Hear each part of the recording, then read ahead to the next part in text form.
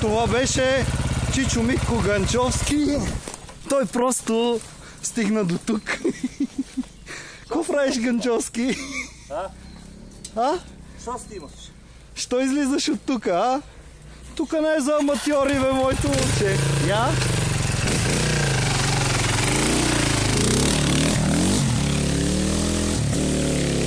Браво на Чичо Митко Ганчовски. Тук беше малко интересно за него.